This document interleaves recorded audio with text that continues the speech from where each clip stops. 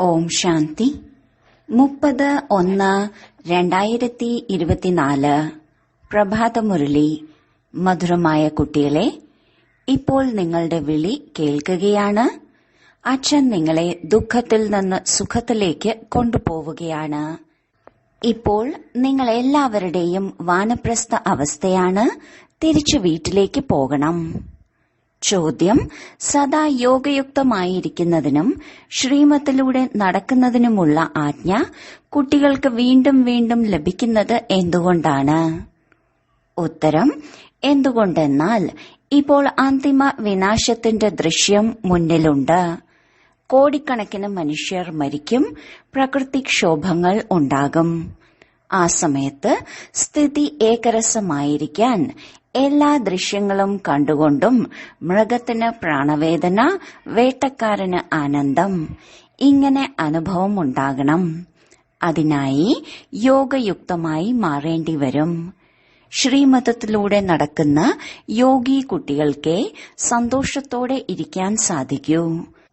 അവരുടെ ബുദ്ധിയിലുണ്ടാകും, നമ്മൾ പഴയ ശരീരം ഉപേക്ഷിച്ച് നമ്മുടെ മധുരമായ വീട്ടിലേക്ക് പോകും. ഓം ശാന്തി. ആത്മീയ അച്ഛനിരുന്ന് ആത്മീയ കുട്ടികളോട് ആത്മീയ സംഭാഷണം നടത്തുകയാണ്, അല്ലെങ്കിൽ ആത്മാക്കൾക്ക് മനസ്സിലാക്കി തരികയാണ്. എന്തുകൊണ്ടെന്നാൽ ആത്മാക്കൾ ഭക്തിമാർഗത്തിൽ വളരെയധികം ഓർമ്മിച്ചിട്ടുണ്ട്. എല്ലാവരും ഒരേ ഒരു പ്രിയതമന്റെ പ്രിയതമകളാണ്. ആ പ്രിയതമനായ ശിവബാബയുടെ ചിത്രം ഉണ്ടാക്കിയിട്ടുണ്ട്. അതിനെ ഇരുന്ന് പൂജിക്കുന്നു. അവരിൽ നിന്ന് എന്താണ് ചോദിക്കാൻ ആഗ്രഹിക്കുന്നത് എന്നറിയില്ല. എല്ലാവരും പൂജിക്കുന്നുണ്ട്. ശങ്കരാചാര്യരും പൂജിക്കുന്നു. എല്ലാവരും അവരെ ശ്രേഷ്ഠമെന്ന് കരുതുന്നു. തീർച്ചയായും ധർമ്മസ്ഥാപകരുണ്ട്, പക്ഷെ അവരും പുനർജന്മങ്ങളെടുത്ത് താഴേക്ക് വരുന്നു. ഇപ്പോൾ എല്ലാവരും അവസാന ജന്മത്തിൽ എത്തിയിരിക്കുന്നു. ബാബ പറയുന്നു, നിങ്ങൾ ചെറിയവരുടെയും മുതിർന്നവരുടെയും എല്ലാവരുടെയും വാനപ്രസ്ഥ അവസ്ഥയാണിപ്പോൾ. ഞാൻ നിങ്ങളെല്ലാവരെയും തിരിച്ചു കൊണ്ടുപോകും. എന്നെ വിളിക്കുന്നത് തന്നെ പതിത ലോകത്തിലേക്ക് വരൂ എന്ന് പറഞ്ഞാണ്. എത്ര ബഹുമാനം നൽകുന്നു. പതിത ലോകത്തിലേക്ക്, പരദേശത്തിലേക്ക് വരൂ. തീർച്ചയായും ദുഃഖിയാണ്, അതിനാലല്ലേ വിളിക്കുന്നത്. ദുഃഖം ഹരിച്ച് സുഖം തരുന്നവനെ എന്നാണ് പാടുന്നത്. അതിനാൽ തീർച്ചയായും മോശമായ ലോകത്തിൽ പഴയ ശരീരത്തിൽ തന്നെ വരേണ്ടി വരും. അതും തമോ പ്രധാന ശരീരത്തിൽ. സത്തോ പ്രധാന ലോകത്തിൽ ആരും എന്നെ ഓർമ്മിക്കുക പോലുമില്ല. ഡ്രാമ അനുസരിച്ച് ഞാൻ എല്ലാവരെയും സുഖിയാക്കി മാറ്റുന്നു. വിവേകപൂർവം ചിന്തിക്കണം. സത്യുഗത്തിൽ തീർച്ചയായും ആദി സനാതന ദേവീദേവതാ ധർമ്മം ഉണ്ടാകും. പിന്നീട് സത്സംഗങ്ങളിൽ കേവലം ശാസ്ത്രങ്ങൾ പഠിച്ചു പഠിച്ച് താഴേക്ക് ഇറങ്ങി വരുന്നു. പാതാളത്തിൽ പെടുന്നവർ ദുഃഖിയാകുന്നു. ഇത് തീർത്തും ദുഃഖധാമമാണ്. ബാബ എത്ര സഹജമാക്കിയാണ് പറഞ്ഞു തരുന്നത്. എന്തെന്നാൽ പാവം അബലകൾക്ക് ഒന്നും അറിയില്ല. ചിലർക്ക് ഇതുപോലും അറിയില്ല വീണ്ടും തിരിച്ചു പോകണമോ അതോ സദാ പുനർജന്മങ്ങൾ എടുത്തുകൊണ്ടിരിക്കുകയാണോ. ഇപ്പോൾ എല്ലാ ധർമ്മത്തിലും ഉള്ളവരുണ്ട്. മുഴുവൻ ചക്രവും നിങ്ങളുടെ ബുദ്ധിയിലുണ്ട്. ബാക്കി ആരുടെയും ബുദ്ധിയിൽ ഈ കാര്യങ്ങൾ ഉണ്ടാവുക സാധ്യമല്ല. അവരാണെങ്കിൽ കൽപ്പത്തിന്റെ ആയുസ്സിനെ തന്നെ ലക്ഷക്കണക്കിന് വർഷങ്ങൾ എന്നാണ് പറയുന്നത്. ഇതിനെയാണ് ഘോര അന്ധകാരം എന്ന് പറയുന്നത്. ജ്ഞാനമാണ് തീവ്രമായ പ്രകാശം. ഇപ്പോൾ നിങ്ങൾ കുട്ടികളുടെ ബുദ്ധിയിൽ പ്രകാശമുണ്ട്. നിങ്ങൾ ഏതെങ്കിലും ക്ഷേത്രത്തിലേക്ക് പോവുകയാണെങ്കിൽ പറയും, ഞങ്ങൾ ശിവബാബയുടെ അടുത്തേക്കാണ് പോകുന്നത്. ഞങ്ങളാണ് ഈ ലക്ഷ്മി നാരായണനായി മാറുന്നത്. ഈ കാര്യങ്ങൾ മറ്റ് സത്സംഗങ്ങളിൽ ഉണ്ടാകില്ല. അതെല്ലാം ഭക്തി മാർഗത്തിലെ കാര്യങ്ങളാണ്. ഇപ്പോൾ നിങ്ങൾ രചയിതാവിനെയും രചനയുടെ ആദിമധ്യ അന്ത്യത്തെയും അറിയുന്നു. ഋഷി മുനിമാർ പോലും പറഞ്ഞത് ഞങ്ങൾക്ക് അറിയുകയില്ല എന്നാണ്. നിങ്ങൾക്കും ആദ്യം അറിയില്ലായിരുന്നു. ഈ സമയത്ത് മുഴുവൻ വിശ്വവും ഭക്തിയിലാണ്. ഇത് പഴയ ലോകമാണ്. എത്രയധികം മനുഷ്യരാണ്. സത്യയുഗമാകുന്ന പുതിയ ലോകത്തിൽ ഒരേ ഒരു അദ്വൈത ധർമ്മമാണ് ഉണ്ടായിരുന്നത്. പിന്നീടാണ് ദ്വൈത ധർമ്മം ഉണ്ടാകുന്നത്. അനേക ധർമ്മങ്ങൾ ഉള്ളപ്പോൾ കയ്യടി ശബ്ദം ഉയരും. എല്ലാവരും പരസ്പരം വഴക്കാണ്. ഡ്രാമ അനുസരിച്ച് അവരുടെ പോളിസി അങ്ങനെയാണ്. എന്തിനെയെങ്കിലും വേർപിരിച്ചാൽ യുദ്ധമുണ്ടാകും, പാർട്ടീഷ്യൻ ഉണ്ടാകും. മനുഷ്യർ അച്ഛനെ അറിയാത്ത കാരണത്താൽ കല്ലുബുദ്ധിയായിരിക്കുന്നു. ഈ സമയം ബാബ മനസ്സിലാക്കി തരികയാണ്, ദേവീ ദേവതാ ധർമ്മം ലോപിച്ചു പോയിരിക്കുന്നു. ഇവർക്കും രാജ്യം ഉണ്ടായിരുന്നു എന്നറിയുന്ന ഒരാൾ പോലുമില്ല. നിങ്ങളിപ്പോൾ മനസ്സിലാക്കുന്നുണ്ട്, നമ്മൾ ദേവത ആവുകയാണ്. ശിവബാബ നമ്മുടെ അനുസരണയുള്ള സേവകനാണ്. വലിയ വലിയ ആളുകൾ എപ്പോഴും കത്തെഴുതുമ്പോൾ താഴെ എഴുതും അനുസരണയുള്ള സേവകൻ. അച്ഛനും പറയുന്നു, ഞാൻ അനുസരണയുള്ള സേവകനാണ്. അപ്പോൾ ദാദയും പറയുന്നു, ഞാനും അനുസരണയുള്ള സേവകനാണ്. ഞാൻ വീണ്ടും 5000 വർഷങ്ങൾക്ക് ശേഷം ഓരോ കൽപ്പത്തിലും പുരുഷോത്തമ സംഗമയുഗത്തിൽ വരുന്നു. വന്ന കുട്ടികളുടെ സേവനം ചെയ്യുന്നു. എന്നെ വിളിക്കുന്നത് ദൂരദേശത്ത് വസിക്കുന്നവനെ എന്നാണ്. പക്ഷെ ഇതിന്റെയും അർത്ഥം അറിയുന്നില്ല. എത്രയധികം ശാസ്ത്രങ്ങളാണ് പഠിക്കുന്നത്, എന്നിട്ടും അർത്ഥം മനസ്സിലാക്കുന്നില്ല. അച്ഛൻ വന്ന് മുഴുവൻ വേദശാസ്ത്രങ്ങളുടെ സാരം മനസ്സിലാക്കി തരുന്നു. നിങ്ങൾ കുട്ടികൾക്കറിയാം, ഈ സമയം രാവണന്റെ രാജ്യമാണ്. മനുഷ്യർ പതീതമായിക്കൊണ്ടിരിക്കുന്നു. ഇതും ഡ്രാമയിൽ ഉള്ളതാണ്. നിങ്ങൾ കുട്ടികളെ നരകത്തിൽ നിന്നെടുത്ത് സ്വർഗത്തിലേക്ക് കൊണ്ടുപോകുന്നു. അതിനെയാണ് അല്ലാഹുവിന്റെ പൂന്തോട്ടം എന്ന് പറയുന്നത്. ഈ കലിയുഗം മുള്ളുകളുടെ കാടാണ്.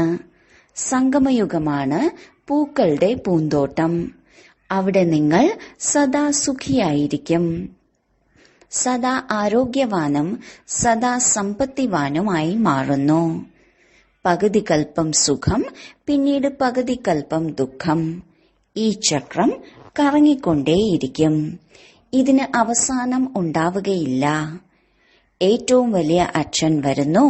എല്ലാവരെയും ശാന്തിധാമത്തിലേക്കും സുഖധാമത്തിലേക്കും കൊണ്ടുപോകുന്നു. നിങ്ങൾ സുഖധാമത്തിലേക്ക് പോകുമ്പോൾ ബാക്കി എല്ലാവരും ശാന്തിധാമത്തിൽ ഇരിക്കും. പകുതി കൽപ്പം സുഖത്തിന്റേതാണ്, പകുതി കൽപ്പം ദുഃഖത്തിന്റേതും. അതിലും സുഖമാണ് കൂടുതൽ. അഥവാ പകുതി പകുതി ആയിരുന്നെങ്കിൽ എന്ത് രുചിയുണ്ടാകാനാണ്. ഭക്തി മാർഗത്തിലും വളരെ വലിയ ധനികർ ഉണ്ടായിരുന്നു. നമ്മൾ എത്ര ധനവാനായിരുന്നു എന്നത് ഇപ്പോൾ നിങ്ങൾക്ക് ഓർമ്മ വരുന്നു.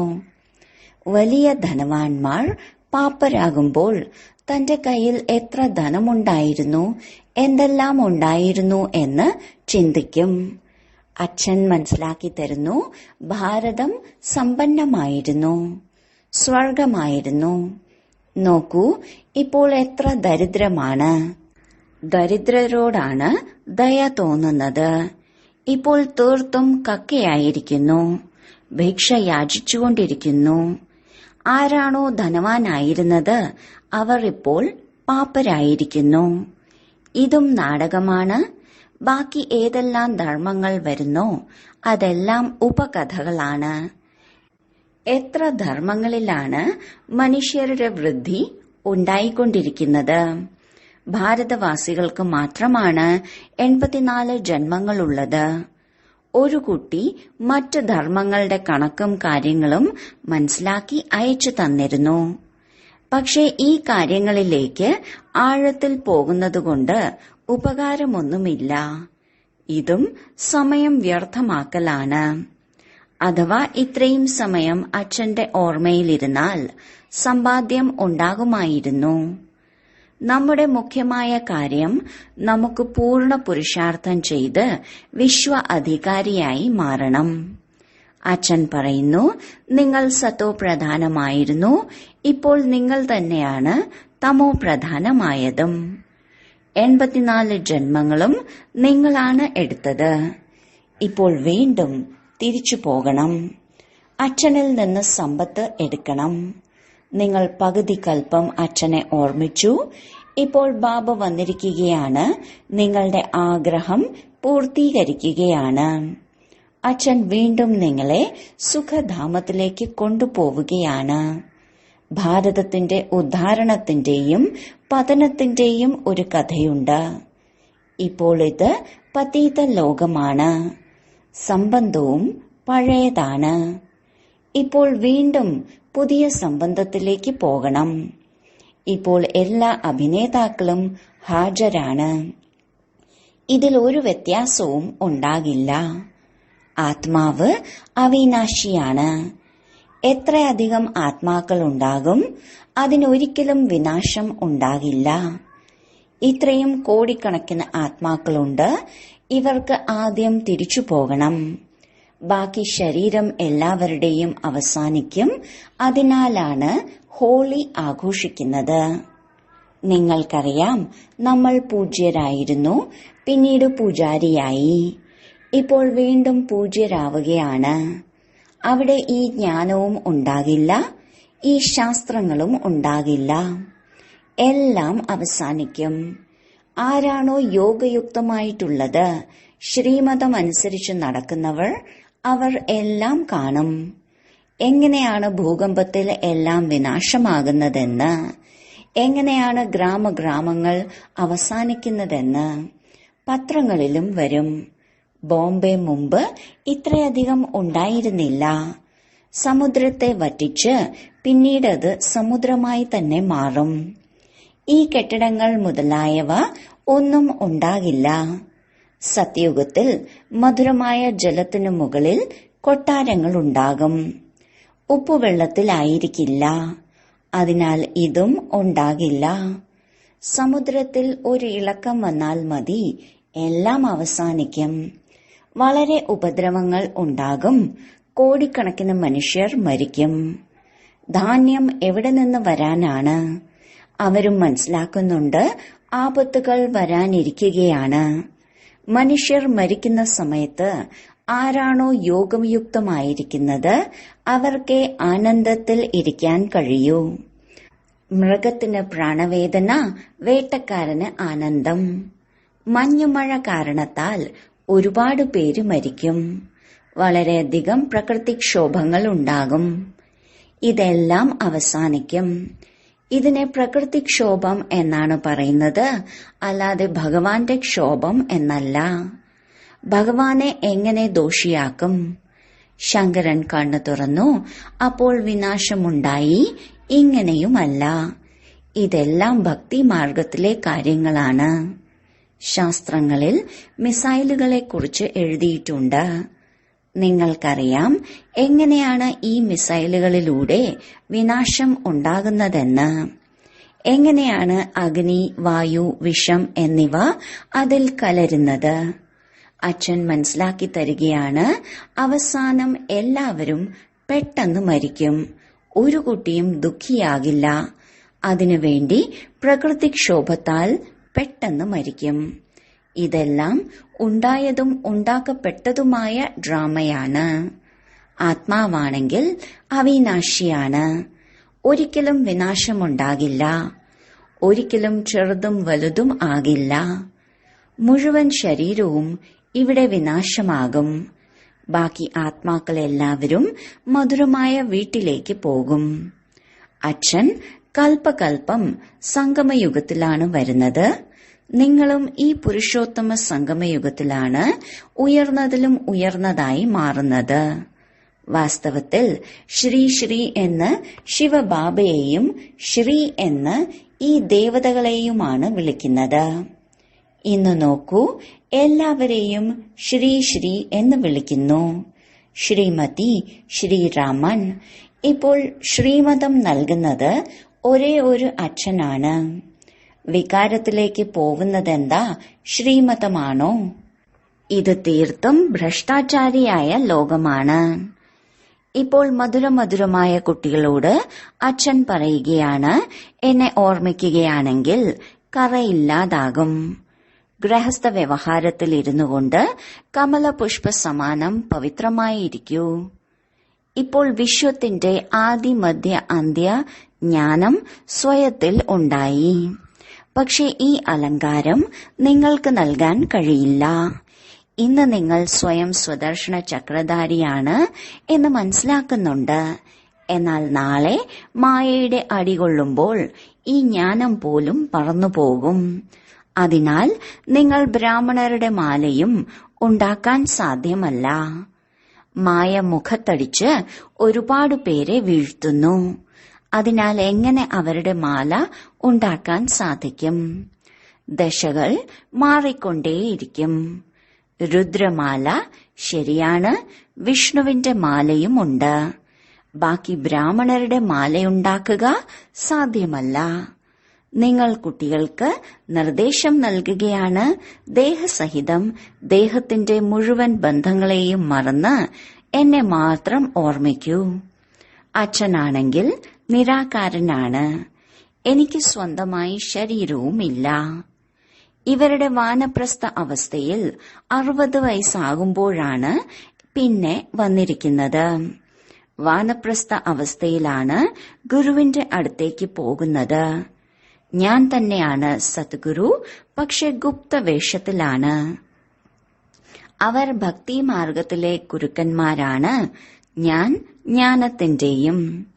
പ്രജാപിത ബ്രഹ്മാവിനെ നോക്കൂ, എത്രയധികം കുട്ടികളാണ്.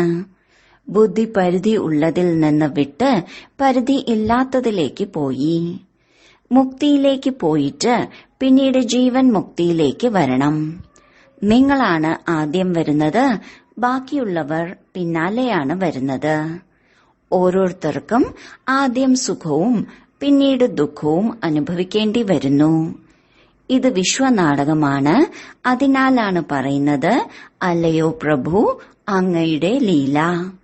നിങ്ങളുടെ ബുദ്ധി മുകളിൽ നിന്ന് താഴെ വരെ ചക്രം കറങ്ങിക്കൊണ്ടിരിക്കുന്നു. നിങ്ങളാണ് പ്രകാശസ്തംഭങ്ങൾ, വഴി പറഞ്ഞു കൊടുക്കുന്നവർ. നിങ്ങൾ അച്ഛന്റെ കുട്ടികളല്ലേ? അച്ഛൻ പറയുന്നു, എന്നെ ഓർമ്മിക്കൂ, എങ്കിൽ നിങ്ങൾ തമോ പ്രധാനത്തിൽ നിന്നും സത്തോ പ്രധാനമായി തീരും. ട്രെയിനിലും നിങ്ങൾക്ക് മനസ്സിലാക്കി കൊടുക്കാൻ സാധിക്കും. പരിധിയില്ലാത്ത അച്ഛൻ സ്വർഗത്തിന്റെ രചയിതാവാണ്. ഭാരതം സ്വർഗമായിരുന്നു. അച്ഛൻ വരുന്നത് ഭാരതത്തിലാണ്. ശിവജയന്തിയും ഭാരതത്തിലാണ് ആഘോഷിക്കുന്നത്. പക്ഷെ എപ്പോഴാണ് ജന്മമുണ്ടാകുന്നത് എന്നത് ആർക്കും അറിയില്ല. തീയതി, സമയം രണ്ടുമില്ല. എന്തെന്നാൽ ഗർഭത്തിലൂടെയല്ലേ ജന്മമെടുക്കുന്നത്. അച്ഛൻ പറയുന്നു, സ്വയം ആത്മാവാണെന്ന് മനസ്സിലാക്കൂ. നിങ്ങൾ അശരീരിയായാണ് വന്നത്. പവിത്രമായിരുന്നു. വീണ്ടും അശരീരിയായി തിരിച്ചു പോകണം. എന്നെ മാത്രം ഓർമ്മിക്കുകയാണെങ്കിൽ പാപം ഇല്ലാതാകും. ശരി, വളരെ കാലത്തെ വേർപാടിനു ശേഷം തിരിച്ചു കിട്ടിയ മധുരമധുരമായ ഓമന സന്താനങ്ങൾക്ക് മാതാവും പിതാവുമായ ബാബ്ദാദയുടെ സ്നേഹസ്മരണകളും പുലർക്കാല വന്ദനവും. ആത്മീയ പിതാവിന്റെ ആത്മീയ കുട്ടികൾക്ക് നമസ്കാരം. ധാരണയ്ക്കുള്ള മുഖ്യസാരം: 1. പ്രകാശസ്തംഭമായി മാറി എല്ലാവർക്കും വഴി പറഞ്ഞു കൊടുക്കണം. ബുദ്ധിയെ പരിധിയുള്ളതിൽ നിന്ന് മാറ്റി പരിധിയില്ലാത്തതിലേക്ക് വെക്കണം. സ്വദർശന ചക്രധാരിയായി മാറണം. 2. ഇപ്പോൾ തിരിച്ചു വീട്ടിലേക്ക് പോകണം. അതിനാൽ ഈ വാനപ്രസ്ഥ അവസ്ഥയിൽ സത്തോ പ്രധാനമായി മാറുന്നതിനുള്ള പുരുഷാർത്ഥം ചെയ്യണം. തന്റെ സമയത്തെ വ്യർത്ഥമാക്കരുത്. വരദാനം: സംബന്ധ സമ്പർക്കത്തിൽ വരുമ്പോൾ ഡയമണ്ടായി ഡയമണ്ടുകളെ നോക്കുന്ന പരിശുദ്ധ ഡയമണ്ടായി ഭവിക്കൂ. ബാബ്ദാദയുടെ ശ്രീമതമാണ് ഡയമണ്ടായി ഡയമണ്ടുകളെ നോക്കുക. ആത്മാക്കൾ കറുത്ത കരിക്കട്ടകളായാലും പരിപൂർണ തമോഗുണികളാണെങ്കിലും നിങ്ങളുടെ ദൃഷ്ടി പതിയുന്നതിലൂടെ കറുപ്പ് കുറയുന്നു.